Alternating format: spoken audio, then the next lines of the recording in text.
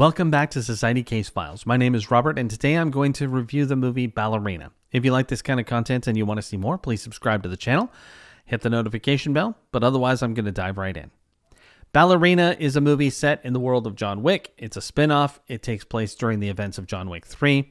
The idea is that a young woman has come into this organization and learned to be an assassin after her father is killed, and a number of events lead her down a path that basically put her against a rather large group while also kind of forcing her to go rogue, basically.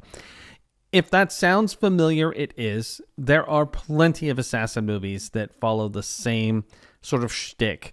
This one plays with it just a tiny bit, but not all that much. And quite frankly, this movie did leave me feeling a little flat. It's not that it isn't well crafted.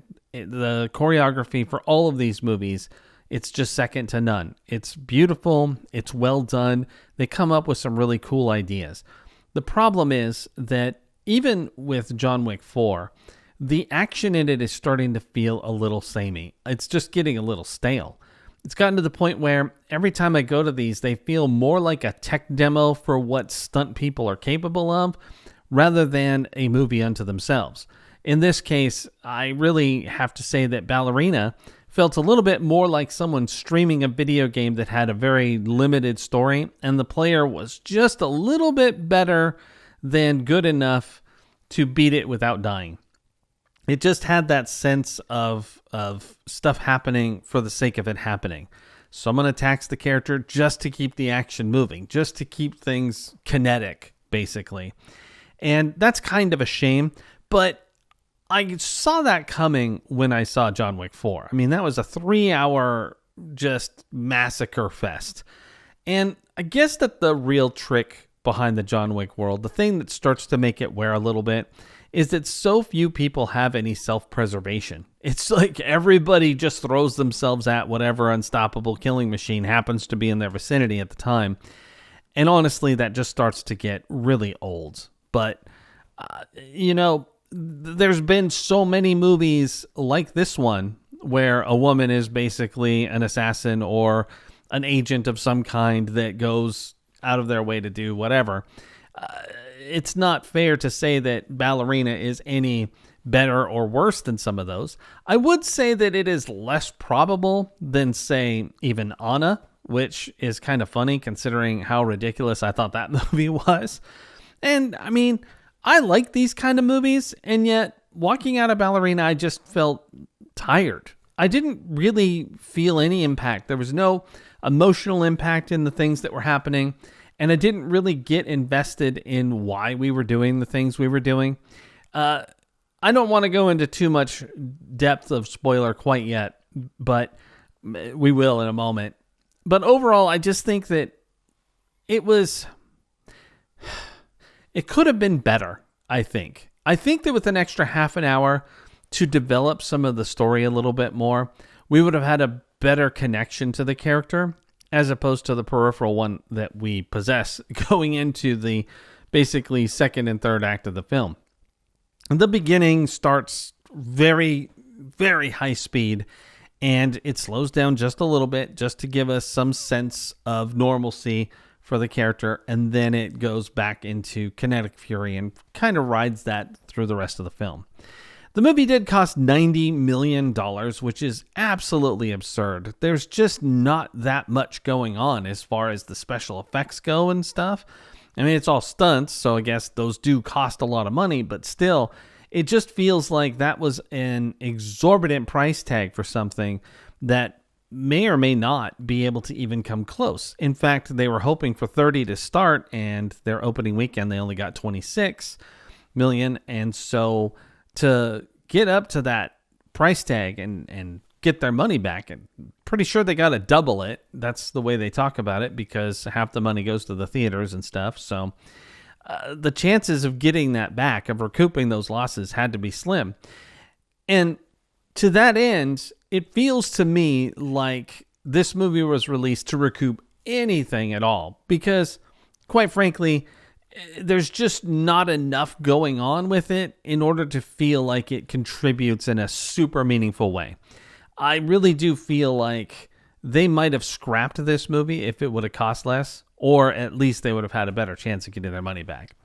Now, why did I feel this way? Well, it's partially from fatigue for this type of action, which I didn't entirely know going in. I kind of felt that way seeing John Wick 4, but some of the derivative movies really were exciting. Nobody, Atomic Blonde, those kind of movies, I enjoyed them a lot, and as a result of seeing those and thinking they were great, I thought maybe Ballerina would be a little bit more of its own thing. Other movies come along, use that choreography and the camera styles and the weapons and the way they move and stuff and put it into their stories, and it just works better. Even though the John Wick world seems very rich and there's a lot going on and there's just a ton of interesting facts in the background, we don't even really delve too deeply into anything especially new. There is one new concept that comes up in this particular movie, but other than that, they don't really deep dive any more than the other movies have. And as a result of that, we end up with what we got, which is just another woman-led assassin movie. Now, if those hadn't been so prevalent for so long, and they crop up here and there, and you're like, what's going to differentiate this one from that one? And maybe it's the fact that the character came from a rough neighborhood and wants to get back to it. Maybe it's the fact that the character's a chess master. Maybe it's just that they're the female Punisher. Who knows? But they always try to come up with some slight variation on the La Femme Nikita formula, and then they end up coming to this point. So from this point on, I'm going to unleash some big spoilers for Ballerina. Now, I'm going to tell you that even though I'm spoiling this, I will say that I had this movie figured out within 10 minutes. Once a couple of events happened, it became very obvious exactly what was going to happen for the rest of the movie, especially if you've seen the trailer. The trailer gives away way too much, and they should be ashamed of themselves. Of course, maybe they don't care because they're just wanting to get your butt in the seat to watch what kind of crazy action they come up with. So anyway, spoilers start now. Ballerina begins with the main character as a young girl. She's hanging out with her dad. They're in this really awesome place. He ends up getting into this massive gun battle with people in the middle of the night. He takes down a whole bunch of them himself. He gets her hidden. And then from there, some more bad guys show up. They finally subdue him. The main villain shows up. Gabriel Byrne is playing him way over the top. It's like the most ridiculous performance that he's done in a long time. And he's played some pretty questionable characters. But I just found him to be a scenery-chewing, mustache-twirling maniac, and it was just kind of distracting. But he goes into this diatribe, and we kind of find out he's part of some group that is separate from the other tribes of murdering assassins that occupy the John Wick world. And anyway, long story short, he and the dad ends up done, and the girl finds herself at some kind of facility, and Winston from the Continental shows up and offers her a way out. He's going to introduce her to the family of her father, the Ruscaroma or whatever, and then, from there she'll be able to have a life, I guess. What's interesting is that he pretty much puts her into the hands of a bunch of murderers, and then they train her to be a murderer, and everyone's surprised that she wants to get revenge for her dad. It's like, that should have been your number one concern when you brought her in, especially because they decide that she has the killer instinct to do the job. So you'd think that they'd be like, we need to tell you right up front, you aren't getting revenge against your dad. That's just not happening. So right now, while you're young, get it in your head. You are not doing that no matter what, period. Done. But they don't. So we fast forward 12 years. There's a little bit of a montage of her training. First as a ballerina, then doing the assassin stuff, the fighting. Pretty much La Femme Nikita scene where she learns how to do hand-to-hand stuff and manipulating weapons, all this other things. And I guess that the big point here is that we're supposed to sort of get the sense that she has been learning this all along. But unfortunately, the way the movie plays, it feels like all of a sudden she started to do this, because some of the advice she's getting, she would have gotten a long time ago. It just seems odd. And I'm not sure if maybe they just let her go to school as a little kid or what, because there's a sense that she sort of doesn't have the respect for these people that you would expect, considering that she has literally spent more time with them than she did with her father. You'd think that she'd be a little bit more bound to them as family than even her blood relatives. Not that I'm saying she shouldn't want to get revenge or whatever. In this world, I guess that's a valid way to solve your problems, but just the sense of communication and camaraderie between her and the people who are effectively her mentors just doesn't really seem to be there. And this is where I think the movie needed to be longer. I think we needed more fleshing out of the time period between her getting to the new place and, taking her first assignment. So they finally give her first assignment after a really grisly test. And the assignment is to protect this person in a crazy nightclub, and they're just going to give her rubber bullets. I'm not entirely sure why. She even questions why, and they're just like, why do you have a problem? And she's like, I guess not. But it doesn't make sense. It's like, just give her real bullets. I mean, are you guys serious about it or not? The guy who gave them this job in the first place is letting his daughter go out to some random nightclub without bodyguards, just hiring them to do it. Now, I may have missed something. I'm not entirely sure, because some of the dialogue was a little difficult to catch in that brief moment. When she gets there and she encounters the bad guys, one of them said something, and maybe it was supposed to be some kind of a, test, because she doesn't end up killing somebody, and probably should have. But whatever. So that gets done. I was very confused by why that had to happen that way. Then we fast forward again, and now she's out actually murdering people. She is a full-on assassin. She's doing stuff. And she encounters someone that gives her a clue to the murderer of her father. And then that's when the real movie basically starts, where she's going to go out, get revenge for what happened, and just, damn the consequences. Who cares about my people telling me to not do it? And who cares that there's like hundreds of them, it seems? We're making it happen. So the bad guys turn out to basically be a cult that raised their children to be murderers, and there you go.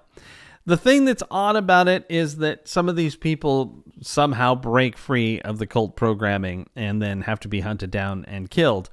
And all of the assassin tribes just sort of let this group exist, despite the fact that they're just complete maniacs. They do make it clear at one point that this group has been around for like 1,000 years. So it's kind of cool. Of course, quite a few of them get wiped out in a single night. Especially when other things happen. But ultimately, what I have said is the entirety of the plot. I mean, there's a couple of twists and turns here and there, but ultimately she's going to get revenge for what happened to her dad. And then, despite the fact that she pulls that off, it's not like it's over. And she finds herself pretty much in the same boat as John Wick at the end of Chapter 2, when he's pretty much back in the game no matter what, and people are still out to get him. So they do clearly want to create another one of these and make a sequel. I just don't see how it will make enough money to justify a second one. Maybe she could be in John Wick 5, and then they could sort of make it a sequel that way, and then she can be involved.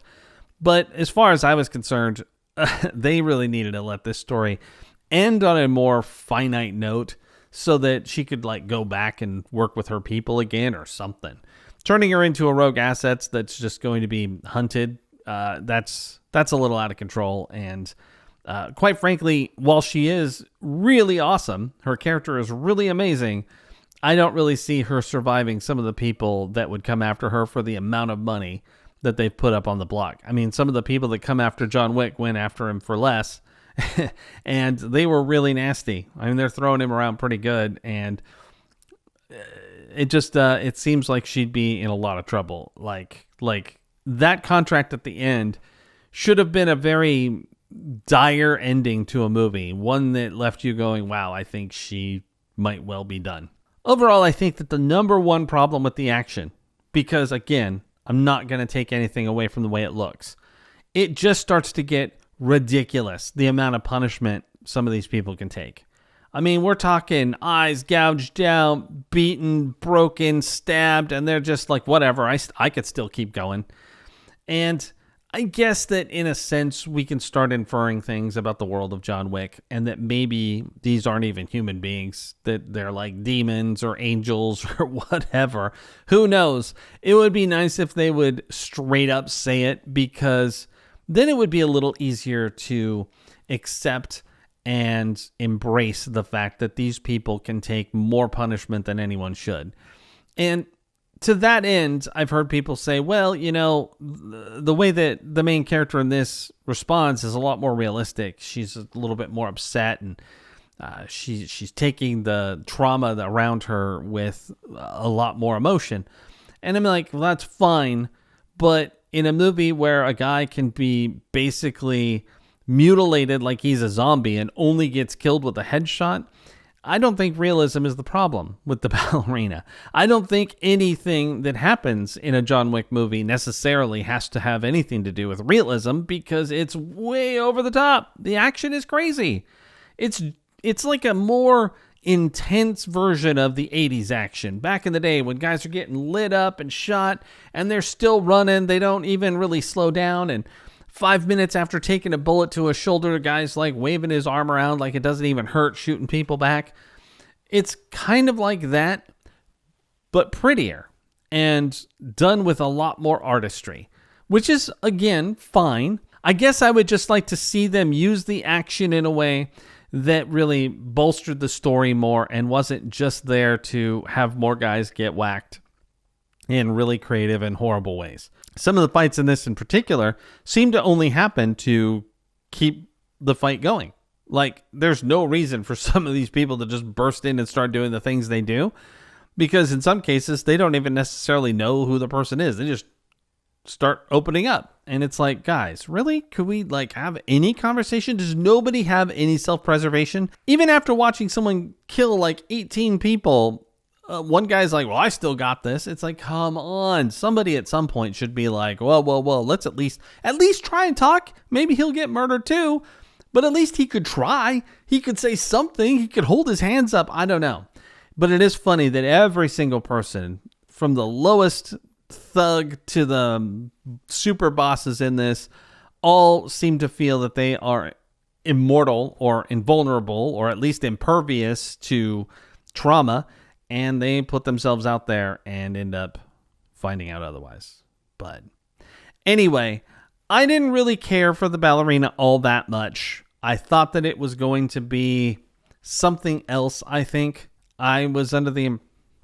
Anyway, I didn't really care for the Ballerina all that much. I had hoped for more. I really do like this genre of movie, or at least I used to. It might be that I have gotten to the point where I've seen too many of these movies, and now they are repeating themselves in a way that has become distracting. I have talked before on the channel about sometimes when you love a genre of entertainment, you can inundate yourself with it so much that you start to see all the recurring patterns. And at that point, you really do have to try and find some other type of entertainment to either cleanse your palate or to start enjoying entertainment again. Because if you only watch fantasy, or you only absorb espionage thrillers, at some point it is going to become samey and you'll predict it, and then maybe you'll become jaded towards it.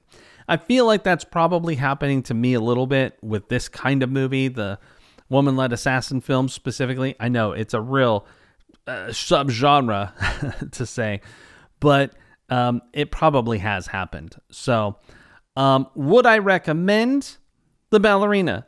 That really does depend. While I did not enjoy it that much myself, I can see the appeal of catching it if you like the people in it, if you just love the world of John Wick and you gotta see more no matter what.